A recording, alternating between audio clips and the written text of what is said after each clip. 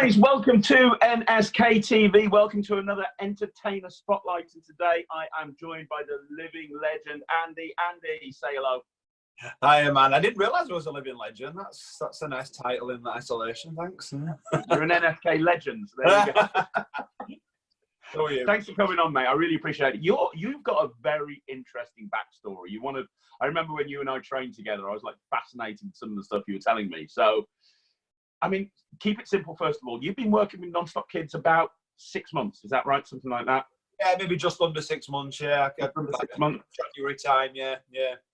But, I mean, obviously, as well as doing parties with us, you do a lot. I mean, you are a busy guy. You know, I mean, I know that the office staff, when they've got a party for you and they go, we'll give it to Andy, let's ring him to see if it's available. And Liz is literally there crossing her fingers going, oh my gosh, I hope Andy's available, because you're so good. The feedback you get is phenomenal, but you're so busy. So why don't you tell us where, you know, your background in entertainment, what you do, where you've come from? Tell us about your life. Tell us everything. Well, I was born and raised in Leeds to a mixture of families. I've got my dad's side is very sporty, and my mum's side were all entertainment. So I always said I was blessed with like the best of both worlds.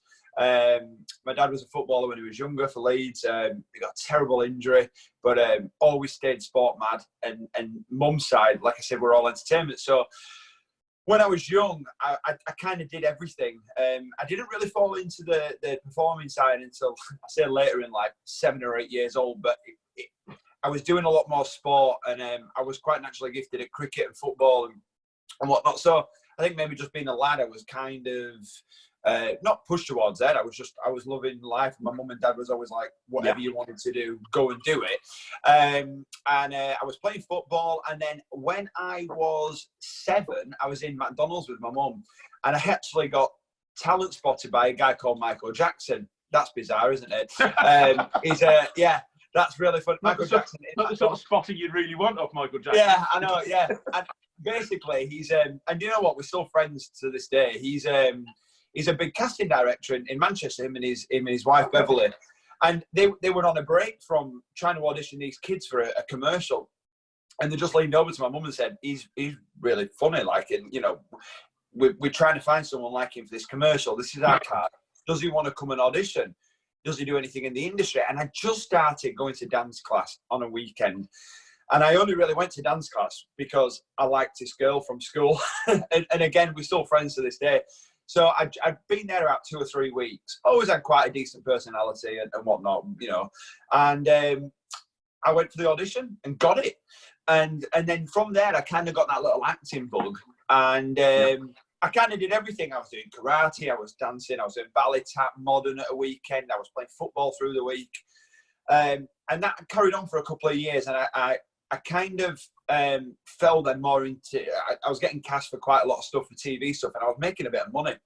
And even at that age, how old were you? I was about 8, 9, 8 or 9, and it was really cool. And I was like on sets, and you know, I got my first speaking part like when I was like 8 and a half or something like that. I was around just before my 9th birthday.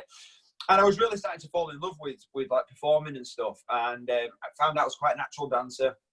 And I was 10 years old, and my mum saw an audition for Oliver in the West End for the tour. She said, "Look, go for it and just use it as experience." Because she says, my mum was always really honest with me, because you know, she was like, you never put me as like, oh, you're going to be a superstar. It was always like, look, go for this, get the experience, and if you don't get it, you move on. But at least you know then what to do. And so I went for it, and we got there at like 5 in the morning in Manchester, and there was nearly 4,000 kids ready to audition already at that. So we queued for hours and hours and hours. Got into the audition and did it, and got a recall in the afternoon. Went back and recall, and then 6 weeks later, I got a letter through the post. Yes, that's how old I am. I got a letter through the post saying that they'd offered me Charlie Bates understudy Artful Dodger for a year's contract on tour. I was like, honestly, I was totally blown away. In fact, when I got the letter, I didn't go to school that day. My mum, I was bouncing so much off the ceiling that my mum was like, look, you just need to stay off school today. We'll celebrate, you know. And I mean, not like I needed an excuse to be off school because I hated school. So when I did Oliver, I said that was kind of the time from 10 years old. And I was really lucky that kept me on. Because of licensing days, I wasn't allowed to work. After 6 months, I had to have a 3-month break. But then it was going to Bradford, to the Alhambra Theatre, one of the best theatres, I think, in England. And obviously, because I live so close, they called me back and they said, look, we want to offer Andrew another 4 months or something in the show. I went back and I did it again. And I would say from being 11 years old to 12, doing that show blew my mind. And that was me. I was like, yeah, I'm going to be a performer. So and what role did you play? What role did you play? I was Charlie Bates and I was understudy Artful Dodger. So and one of the reasons why they give me the understudy was because I was a dancer. I was a natural dancer. I could learn multiple parts. I was kind of a swing as a young kid, you know, which was nice. And my mum always said, you know, always be a jack of all trades and be a master of none because you'll get more work, you know. So I did. So that's what I did. And I did the show and I absolutely just fell in love. I was working with Russ Abbott, Gary Wilmot, these top West End. I mean, Russ Abbott, absolute legend, you know. And great in these West End. And that was, I just got the bug for it. And then it was from there I was starting to do more acting. I did stuff like My Parents Are Aliens. I did The Queen's Nose. I did Demon Headmaster. I did all like the classics from, if you're about 30, you probably remember these shows. And I just kind of fell in love with it. And that was kind of like my whole teenage years. I was doing commercials and TV and dancing. And I stayed away from the sport as much as I always say I still love sport now, probably more than I love anything else. I'm an absolute sport addict, but I love the business of performing. That was my niche. And, you know, mum and dad both made a good point to me. Like, you may get to 16 and not make it as a footballer, but at 10, 11, 12, I was already getting cast for shows. So obviously I was quite good and I was getting, so my mum was like, look, maybe follow this and see how it goes and whatnot. So that's what I did, man. I've never really looked back, to be fair. I was never going to do anything else really. From 10 years old, I was never going to do anything else. So that's awesome. So where did you go to from there then? So leaving school, I mean, I've got to admit, I was not a fan of school. I hated school, which, you know, it wasn't because I didn't enjoy. I was not because I wasn't clever enough. I actually was quite an intelligent lad, but I just didn't like it because what happened with me, I found my passion so young, and you'll probably understand. We all little, and he's so passionate about it because he's been brought up in it. Yeah, it was I saw school. I was working. I was earning money, so I saw school as like a secondary thing. Like it was bizarre, and I know that was the wrong mentality. I was an only child. I was mature because I was working. You know, I did like Touch of Frost at a really young age, and I was a really big part. And I had to go for like counselling because my mum had died in the show and stuff. And you know, so like I was having to grow up really quick, and like it was just bizarre. So carrying on from that and leaving school, I went to college. I went to musical theatre college, and in Blackpool, I went to Phil Wilson's Theatre Works. Great 3 years. Well, I did 2.5 years, and then they got me an agent, and I ended up getting my first audition I went for, which was Three Musketeers, and I moved to Berlin for 6 months. And it just shows you the weirdness of the industry, because I got the audition on the Tuesday, and by the Monday, I was living in my new apartment in Berlin. And I was 18, and it was like, wow. You just think to yourself, wow, I can't even believe what my life, you know, like, and it was bizarre. But I've always had this thing where with musicals, I'm not a big, I don't like doing the same show sometimes over and over again. So I always I got the acting bug. I liked doing TV, and I liked doing theatre that was a bit more active rather than the musical theatre, even though I was good at musical theatre. My passion wasn't as there for musical theatre. So when I came back from Germany, I signed with a really good TV agent, and I started going for a lot of auditions. And I was getting down to like the last few for like Emmerdale and Diddle and then everywhere and stuff like that. And I seemed to get cast for commercials quite a lot. That was my thing, especially in them early noughties and mid noughties. I was getting cast all over for adverts, and you know, nice making money and stuff like that. But then when in like my mid-20s, I kind of found this business side, and I really fell in love with like trying to like build my own little empire. Yeah. But I was kind of young, and this is where school would have helped me to a degree. But I was kind of going into it blind. But because I've danced all over the world, and in my mid-20s, I was doing a lot of work for like Adidas, Reebok, Nike. I was choreography, I was dancing, I was being flown across the world. And I was loving it. And I thought to myself, I could do something like this, but I didn't know what my niche was. I didn't know what I could do. I didn't know what I could do to set myself apart from what was already going on. So it got to like about 25, 26. And I listen, life takes over as well. And I had girlfriends and stuff happened. And I ended up moving abroad to America for a little bit. And I was living in Vegas, really bizarre.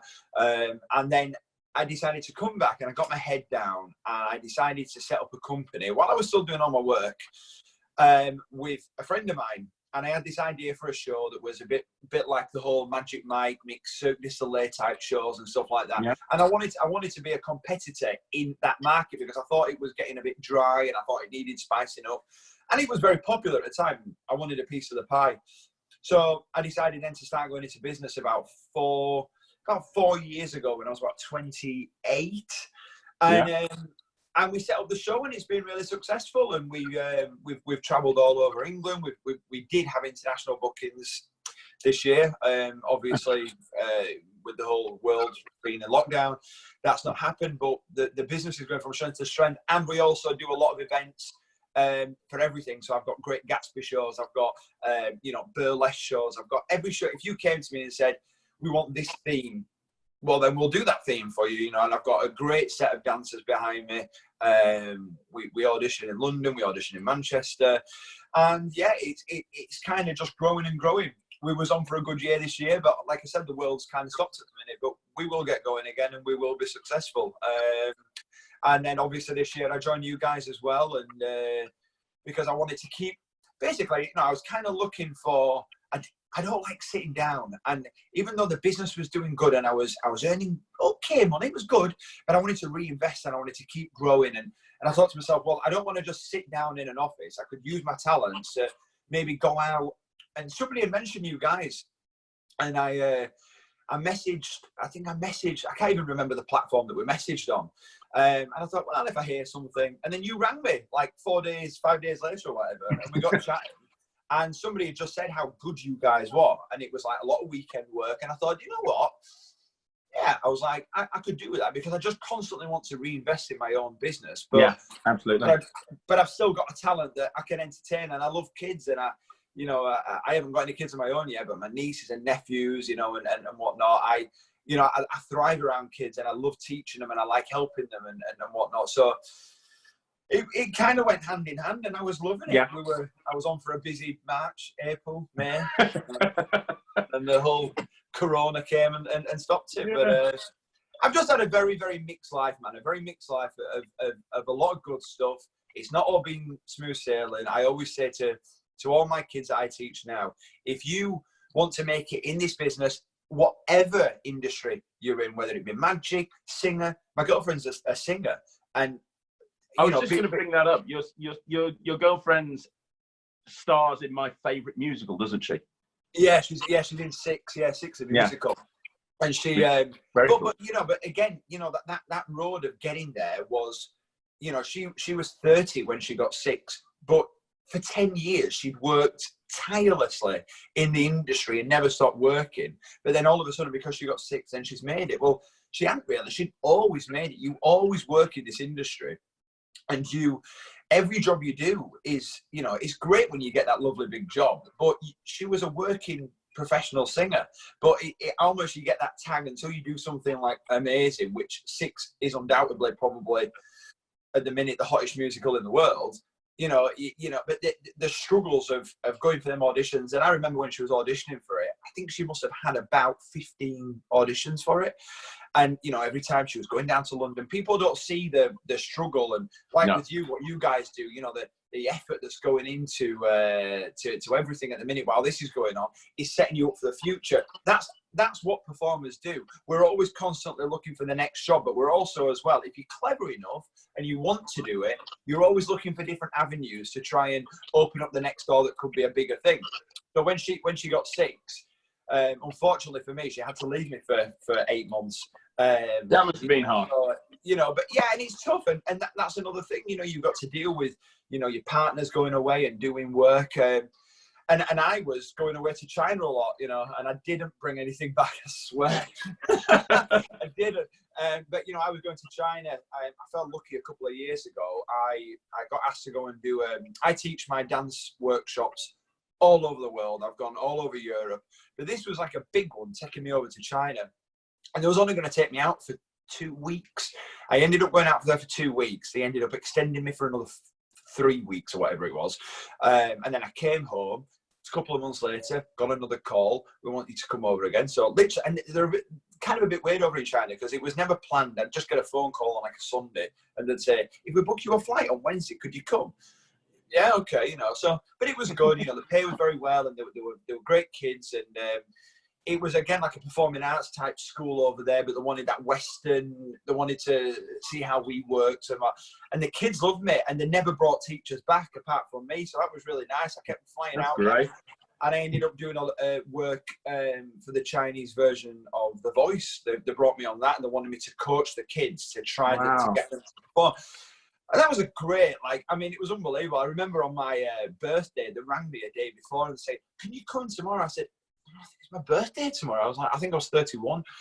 It was like, "Oh, wait, how much?" "I'll see you tomorrow."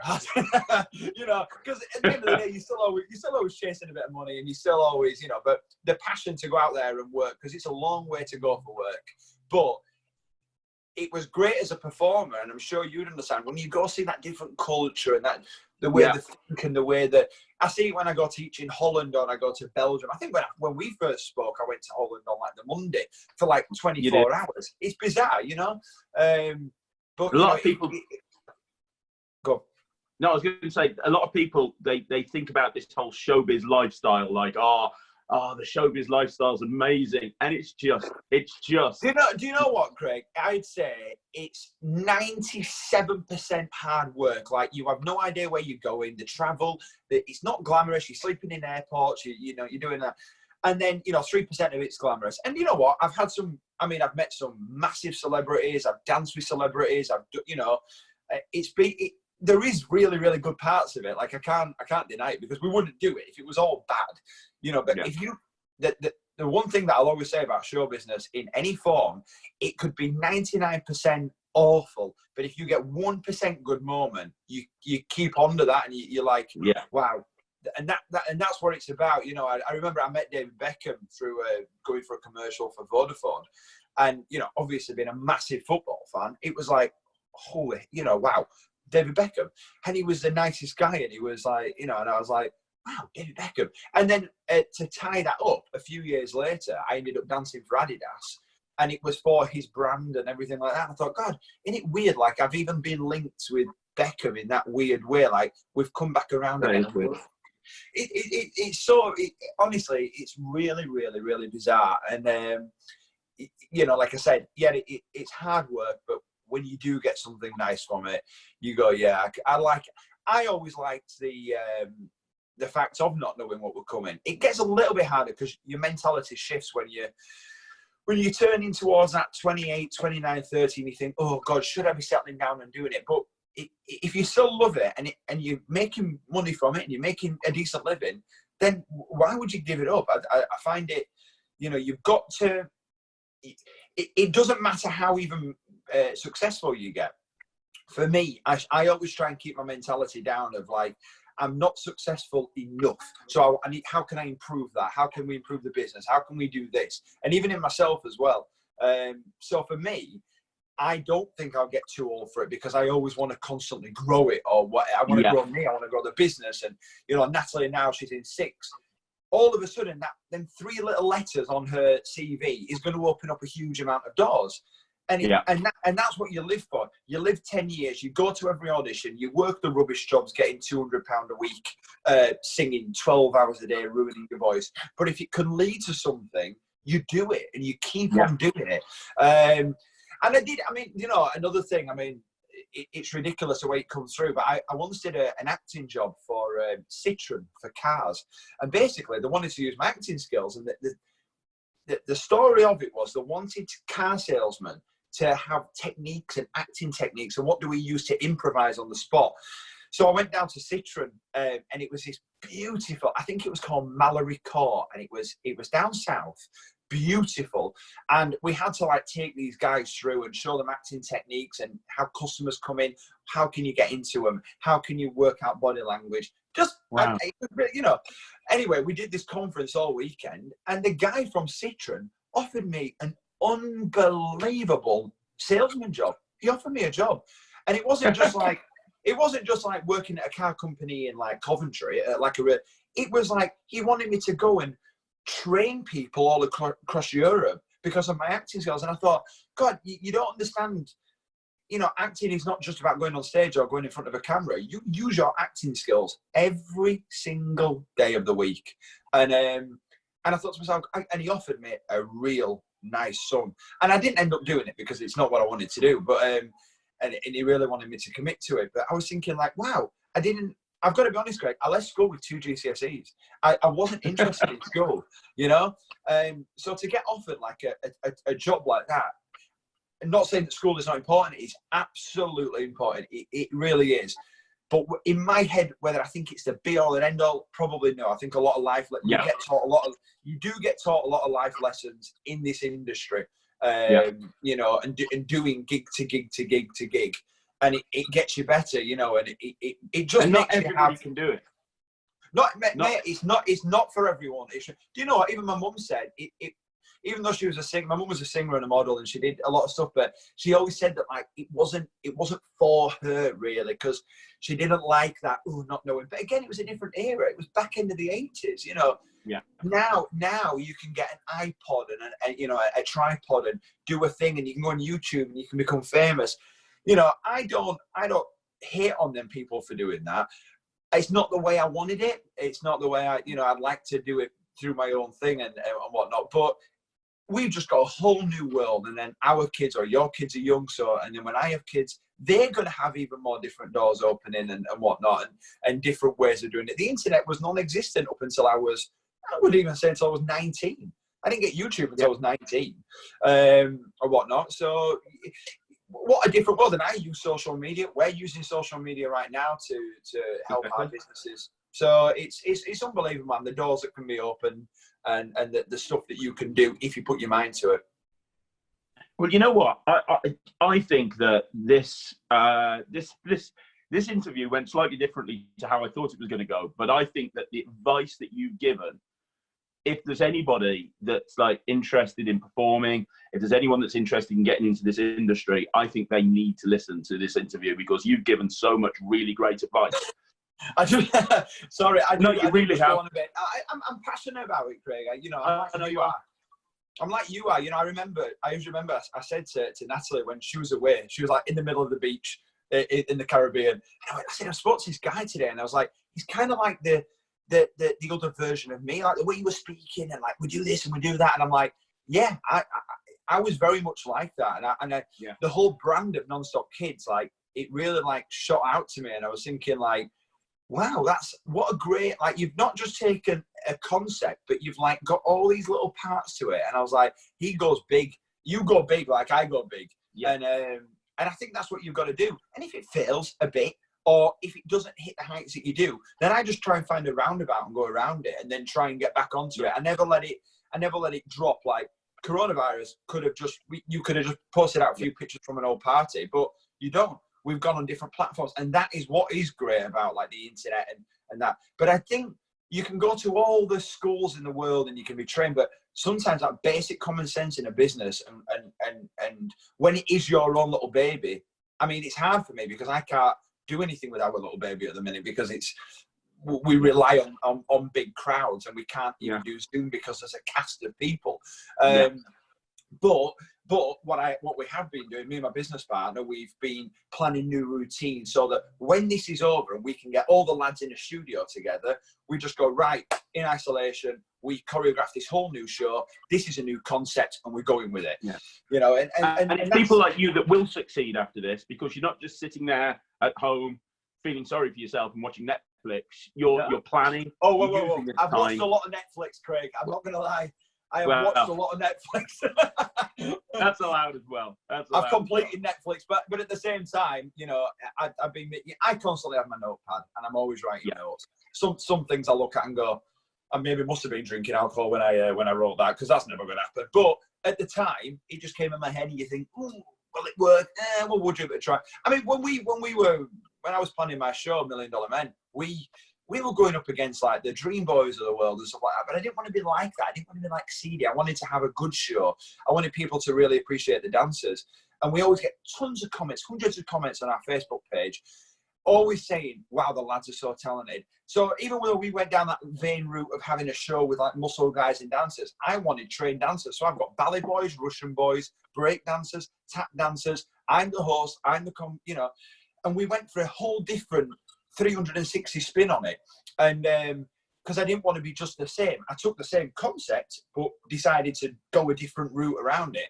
And there's always, you know, even though there's loads of the same business, if you can do one thing that stands out, I mean, you're not the only party in the world that, you know, company that does kids parties, but there's a piece of the pie for everyone. But if you're really good and you think outside the box, you can take more of the pie. And that's where it is. You know, I'm never going to be a Bill Gates. I understand that. But I can make a really good living, and I can make really good business things that have been around, but with a new, fresh idea. And that's that's for me how every company is. In 100 years, people will take non-stop kids' concepts and and God knows what technology will be on then. But you've got to always try and find a way to build on something. It doesn't matter if it's still there. It doesn't matter. You can think of something and have a piece of the pie. And if someone's bringing in millions, then you want to take 15% of that, then you're still making quite a good living, you know. So I will always keep on working. I'll never stop performing. And you know what? It's been great learning new tricks. I've never done a bit of magic before this show, before I started working with you guys. And people were like coming up to me at the end and like going, oh, that's amazing. It must have taken me years. And I'm thinking, well, there is such a skill. I mean, I'm nowhere near on your level. When I watch some of your stuff, honestly, I watch it and I show my nieces and nephews and I go, he blows my mind. And I go, technically he's my boss. And and then Ryland comes on and I'm going, how does he do it? The kid's 7. What? That's a credit to you guys, because the magic tricks you've done for us and whatnot, they make us look good. And if you have a decent personality and you bring it to life, people will think you've been doing it for years. And that's what we want the kids to do. The kids are blown away by it. And that is the most important thing with it. So absolutely. You know, I've really enjoyed learning it. And I also take my own little things and I put them into the parties, because that's what you guys encourage us to do. And you encourage us to use our own personalities, because you've got hundreds of performers. We're not going to be the same. Yeah. Not everyone can dance like me, but then I can't do princess parties to, you know, like how all the others do. We can't do that. So we all have these amazing skills. And, you know, we're not like robots. You don't say you have to do that trick like that, or you have to. I know I do tricks. And I blag it sometimes because of my personality. But the kids laugh. I see the kids laughing and you go, that's what you want. That's the feeling that you want. So I just love it, man. I just love it. I think it's great. Great idea. And I want to keep on doing it. And as soon as this is over, I can't wait to, you know, to get back and doing it. Absolutely. Get back to it. Now, mate, I'm going to do a quick fire round but I've got 2 questions for you, first of all. Question number 1, you've given a lot of advice, amazing advice. And I'm going to be sharing this video when it goes out to a lot of performing art groups. I think this is amazing advice. Sum it all up with one last thing. If you're somebody that's listening to this and they're an entertainer, maybe a seasoned entertainer, or they're just started, or they want to get into entertainment, what one piece of advice could you give them? Oh, well, the advice I always give every single person that's wanting to go into it. If you want to be in this business, you've got to be thick-skinned and never let a failure finish you. Okay, so like I will always say, if you can't handle rejection, and listen, some people can't handle rejection. Okay, but if you want to make it in this business, you've got to be willing that you're going to go for many auditions. You're not going to get. I mean, you're not going to get them all. It's physically impossible, right? So. For me, if you're starting out or you want to get into this business, learn that you're not going to get every audition you go for, but you can learn from every audition you go for, and just keep working hard, because you know, I'm proof of it. Natalie's proof of it. My girlfriend, you know, it will happen if you have absolute determination. Okay, you've got to, and as well, another thing that I'll say, it's luck. Sometimes it's right place, right time. When I was a kid and I was in McDonald's, and I might not have got into it. I may have done, but a lot of it is luck as well. So don't think it's always about you. If you're starting out, you're 12, you're 13, you want to be a singer, and you only see it on social media, I really wish it was as easy as that. And for some people, brilliant for them, it is. But all I will say is hard work, determination, and if you get knocked back, that's okay too, because you can just go to the next audition. You may get that. One quick story: there was an actor I knew, and he went for an absolute bazillion auditions. I'm talking, it was in hundreds. He was marking it off his list, and he was about to. He said, "I'm going for one more audition," and he went, "I'm done." And he got it, and it was a big TV show. And so that just proves to you, he wasn't getting the other ones because he was bad. He just wasn't right for it, or he was just getting knocked out. And then he went for that one audition. They went, "You know what? You're right for the part." And that's it. So just never give up and be thick-skinned. You never know what's around the corner. I always say to people, it's a bit like a Rubik's Cube, because you know I'm into Rubik's Cubes. There's 47 quintillion million combinations of the Rubik's Cube. What that means is if you took 47 quintillion million Rubik's Cubes and laid them next to each other, they would span the Earth twice. But you know what? Every Rubik's Cube is only 20 moves away from being solved. It's called God's number. Yeah, well, that's it. Yeah, that is a perfect analogy. Yeah, that is, life is like a Rubik's Cube, because it is literally like that. And just when you think you're lowest of the low, you get the audition. I mean, actually, Natalie didn't get sick. She got told no 2 or 3 times for West End tour. And it wasn't because, when we found out that when she got the part, it was because they wanted her to be the first girl on the cruise, because she'd done that because of her past experience. So while in her head, she was going, "They don't want me, they don't want me, they don't want me." Well, actually, you don't know what they're thinking. And, you know, when she finally got it, it was almost like, oh, so you did want me. And that's just the way it is, you know. Just because they don't want you for something doesn't mean that they don't have you in mind for anything else. You know, it's just it's a real circle of, you know, you might go for the same audition, or you might go for different ones, and you get the same thing, but then just something happens and boom, you get that little spin, and you get that boost, and you get the job, and it can change your life. It really can. Yeah. Unbelievable. Absolutely. Now, one last question before the quick fire round. Where can people find out more about you? Obviously, if people want to speak to you about kids entertainment, we've got Non-Stop Kids, but you do so much else. Where can they find you? Website, social media? I know you do so much. Social media. I always think social media. We always do a lot of work through Instagram. So my actual company is called Box Events UK on Instagram. So Box Events UK. If there's parties for the women, you can go on. It's $1 Million Men on Facebook or Instagram. It's @MDM Show. And my personal one, if anyone wants to ask any questions, it's Andy Maguire _1, and that's my Instagram. And I do a lot of work, and actually I get quite a lot of work through Instagram. There's a lot of dance videos. And if there's any brides and grooms listening to this, you do a lot of hen parties, don't you? And I also do a lot of first dances. I choreograph a lot of first dances for couples as well. So, like, yeah, if there's anything like that. But everything really, from events, anything you want. I do corporate and I customize events for your event. Especially, I've done a lot of Bollywood. I've done tons of Bollywood throughout my event industry. So, again, you know, it's one of them. If you think you want something and you think you can't get it, come and see me. I'll make it work. You like the 18. Brilliant stuff. All right, I'm going to ask you some quick fire questions now. We've been doing this with every entertainment spotlight. The whole idea is I'm going to ask you as many questions as I can in 3 minutes. Okay. And we're having a league as to which entertainers have answered the most questions in 3 minutes. Oh, I feel like I'm on the chase. At the moment, it's David Burgess from Liverpool. Okay.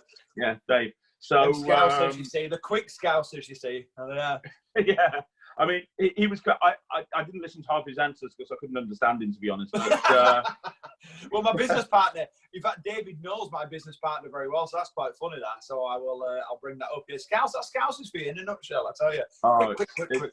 Yeah. Machine gun. So I'm going to ask you as many questions as you can. See if you can beat David. You've got 3 minutes, Andy. Are you ready? Yep. Okay, so your time starts now. If you could buy any type of food right now, what would you buy? Pizza. Nice. What colour is your toothbrush? Blue. If you could be any animal, what would you be and why? Dog. Dog, because they're just amazing. They're playful. I love them. Love it. What one thing that you haven't done yet would you put on your bucket list? I want to go to Brazil. Perfect. Who's your favourite superhero and why? Superman, just because he can fly. I'd love to fly. Always been a dream. Love it. Who do you admire the most? Admire the most? My mum. Love it. What's your favourite summer activity? Summer activity? Yep. Playing football outside, five-a-side. Love it. Great. If a movie was made of your life, what genre would it be and who would play you? Oh, my word. It'd be performing arts, and I've got to say, just because I love him, Hugh Jackman, idol, amazing. Boom. Perfect. If you could be any flavour ice cream, what ice cream flavour would you be and why? It's called Raspberry Ripple, and because it's sweet and it's a bit fizzy. That's a bit like me. Who's your favourite cartoon character and why? Oh, cartoon character. Oh, I always loved Michelangelo from Turtle, because when I did martial arts when I was younger, I learned the nunchucks. Love it. If you could go anywhere in the world right now and just stay there for the rest of lockdown, where would you go? Aruba, best place I've ever been to on earth. Beautiful. Perfect. Are you a morning or a night person? Night person. What's your favourite hobby? Football. Playing football. What's the one thing that annoys you the most? No. When my girlfriend tells me to pick my clothes up. I'm right there with you. Right there with you. What's the strangest thing you've ever eaten? Scorpion in Thailand. That's a bit touchy. Oh my gosh. Okay. Describe what is one of your weird quirks? Oh, I don't like walking on carpet with bare feet. I can't stand it. It makes me feel sick. Really? Okay. Yeah, I can't stand it. Describe yourself in 3 words. Happy, motivated, determined. Love it. What's the first thing you do when you get up in the morning? Have a black coffee. What's your favourite movie quote? Oh, I'll be back, because if something goes wrong, I'll always be back. Love it. Where would you go if you were invisible? I'd like to go see Penelope Cruz. Congratulations to the first entertainer that's actually answered that question. So I'm really excited about that. Okay. If you were famous, if you could be any famous person for a day, who would you be? Oh, the man, Beckham. Just legend. Just utter legend. Yeah, yeah. Okay, I like that. What's the most interesting thing you have in your wallet? Oh, well, a free Everyman Cinema card that I got because I work for Everyman Cinema. So they give me it free for a year. And then Corona hit, so I've not been able to use it. So I'm probably not going to be able to use it. Which character do you think you're most like in Friends? Oh, I'm a Friends nut. Do you know what? I'm a little bit of everyone. But actually, I think I'm a little bit of Ross. I'm Ross, actually. You're joking. No, honestly, I am. Yeah, I am a little bit like everyone, but Ross is the man. Yeah, I love Ross. Okay, awesome. That's real. I wouldn't have expected that, but okay. Yeah. Last question. If you were a superhero, what 2 powers would you have? I'd like to be able to walk through walls. So not be invisible, just be able to walk through stuff. If I touch something, it turns to whatever I want it to turn to. I've always liked that. That's very specific. I love that. Yeah. Yeah, you like if you haven't got something in your house, but if you touch your lamp and you wanted a block of cheese, then it turned into cheese. Love it. I think they need to make an actual film about that superpower. That's awesome. Yeah, awesome stuff. I don't know if you're first or not. I don't know, Luke will check, but that sounded pretty good to me. You got really far down the list. One last question, and I ask this to everyone. Now, I've discovered something from doing these entertainment spotlights, and I've spoken to so many really good entertainers that are so good at so many different things. And I asked them this question, and everyone struggles. Can you give us your best impression? Oh. We know you're a dancer. We know you're an actor. We know you're a magician. We know you're a kids entertainer. We know you can pretty much do anything. Can you give us an impression? Best impression? And it can't be as bad as Kieran's impression of Donald Trump. Trust me. Nothing is worse than that. Impression?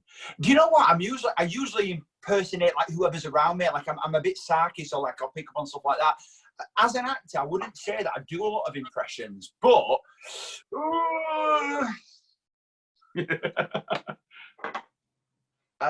yeah, I would have done Trump as well because he's just absolutely belting in it. But I don't know. I don't know. I'm struggling. I'm actually struggling because I don't really do that many impressions, and everyone that I can think of in my head is just falling out of my head.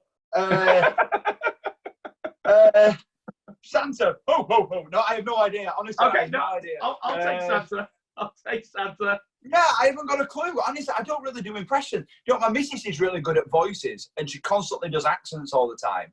And she would have been the best person to ask for that because she'd have probably done an impression of me. And but no, I fail on that one. I'm gonna put Santa down. That was a great ho ho ho. I'm gonna go with that.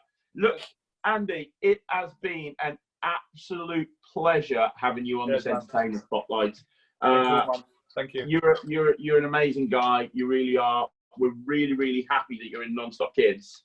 And, yeah, I'm happy to and to you guys as well, to you and Sarah and the team. Thank you for all your work and editing and whatnot. It's been great to do. It's hard, and I feel like I'm doing a million things, but you guys are top notch, and I'm really glad that we met before the Rona kicked in. Oh, absolutely, mate. Absolutely. You're exceptional. And everybody, check out Andy Maguire all over Instagram. Check out those links. Follow him because he is an amazing guy.